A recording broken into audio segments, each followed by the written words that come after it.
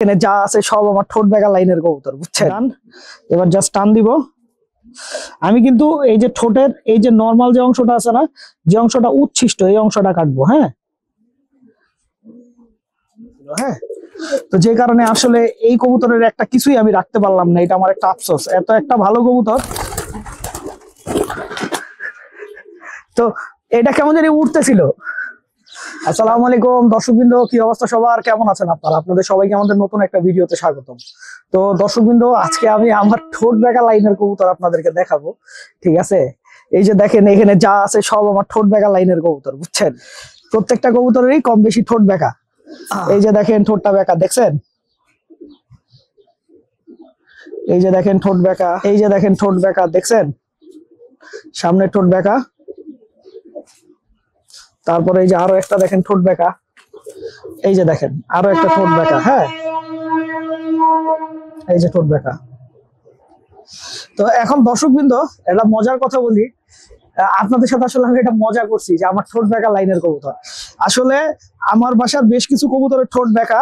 তো এই ঠোঁটগুলা নির্দিষ্ট সময় পর আমার কাটা লাগে। যদি না কাটি, সেক্ষেত্রে মনে করেন আপনার এই কবুতরের খাবার খেতে সমস্যা হয়।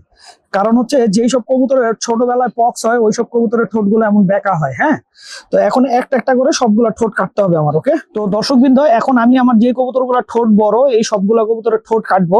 তো এর জন্য আমার যে জিনিসটা লাগবে, এই যে একটা কাটিং প্লাস আমার হাতে দেখতেছেন। হ্যাঁ, আর যেহেতু আমি একা একা কাজটা করব, এর জন্য আমার একটা পিজিয়ন হোল্ডার লাগবে। এই যে হোল্ডার নিয়ে নিছি, হোল্ডার আগে কবুতরটাকে বসাবো। এই যে বসায় নিলাম।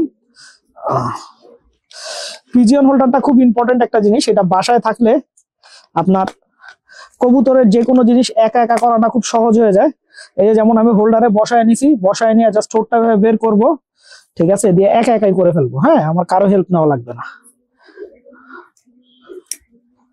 শেষ। এই যে এটা কাটা হয়ে গেছে। আচ্ছা, এখন এইটার কাটবো। ঠোঁট সেট, ডান। এবার জাস্ট টান দিব।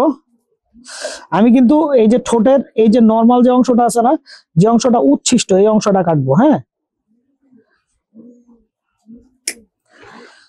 শেষ, কাটা শেষ। ওকে, কেটে ফেললাম। বেশি কাটবো না, জাস্ট উচ্ছিষ্ট অংশটা কেটে ফেলবো। ওকে, এটা হচ্ছে আমার বাসার বর্ষি লাইনের একটা কবুতর। ওর নামই বর্ষি দেওয়া, কারণ হচ্ছে শুধুমাত্র এই ঠোঁট বেঁকার জন্য। এবং এটা হচ্ছে আমার বর্ষি লাইনের মূল নর। হ্যাঁ, আমার বাসার মনে হয় অনেক বয়স্ক একটা কবুতরের মধ্যে একটা। ওর বাচ্চা আসলে সিরিয়ালি এখন পর্যন্ত রেজাল্ট করতেছে।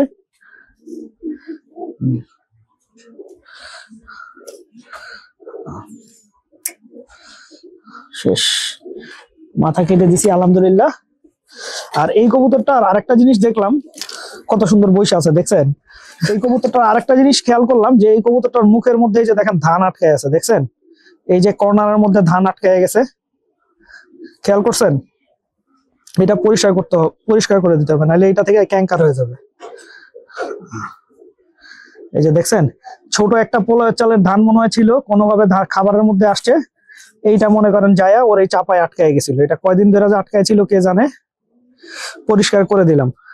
এই সাধারণত এই ধানগুলা যদি এখানে আটকায় থাকে না, এইখান থেকে কিন্তু আপনার মোটামুটি এই সাইড থেকে ওই সাইডে আপনার ধানটা তো দুই সাইডই মনে করেন অনেক ধারালো হওয়ার কারণে মুখের ভেতর আটকায় যায়। হ্যাঁ, আপনাদেরকে এখন আমার বাসার একটা খুব পছন্দের কবুতর আমি দেখাই। এটা হচ্ছে আমার ওস্তাদের একটা কবুতর। এটা হচ্ছে সুল্লিগালা জেনারেশনের কবুতর। হ্যাঁ, এটা আমার ওস্তাদের একটা অনেক ভালো লাইনের কবুতর, এবং এই কবুতরের বাচ্চা আমার ওস্তাদের বাসায় অনেক ভালো করছে, আমার বাসায়ও ভালো করছে। কিন্তু এইবার আসলে আমি বাচ্চাই করছিলাম একটা, ওই বাচ্চাটা আমার বাসা থেকে আসলে বাজে নিয়ে চলে গেছিল। হ্যাঁ, তো যে কারণে আসলে এই কবুতরের একটা কিছুই আমি রাখতে পারলাম না, এটা আমার একটা আফসোস। এত একটা ভালো কবুতর, কিন্তু আমার বাসার একটাই বাচ্চা ছিল, ওই একটা বাচ্চাও বাজে নিয়ে চলে গেল। তো এখন কি করব, একটা শখের জিনিস যদি না থাকে তাহলে তো কিছু করার নাই। এখন যা হওয়ার তা তো হয়েই গেছে। তো ইনশাল্লাহ আরো ফিউচারে আরো সুন্দর করে করব, এবং কিছুদিনের মধ্যে আবার ওকে জোড়া দিব। তো তুরিবাজ কবুতর গুলো অনেকদিন হয় ছাড়া হয় নাই, আজকে একটু ছাড়বো তুরিবাজ কবুতর গুলা। ছাড়ি বিসমিল্লাহ বইলা। তো এটা কেমন জানি উঠতেছিল, তার মানে অনেকদিন পরে ছাড়ছি তো, এর জন্য উঠতেছিল। মাশাআল্লাহ। আরে আরে আরে, উড়ে একটু একটু করে উপরে ওঠে, কিন্তু উপরে ওইটা আর মনে করেন বেশিক্ষণ স্টে করতে পারে না। এগুলা কিন্তু আমার কাছে যেটা মনে হয় গিরিবাজ কবুতরেরই জাত। হ্যাঁ, তো দর্শকবৃন্দ, ভিডিওটা আমি এখানেই শেষ করছি। আপনারা সবাই ভালো থাকবেন, 5 ওয়াক্ত নামাজ পড়বেন। আসসালামু আলাইকুম।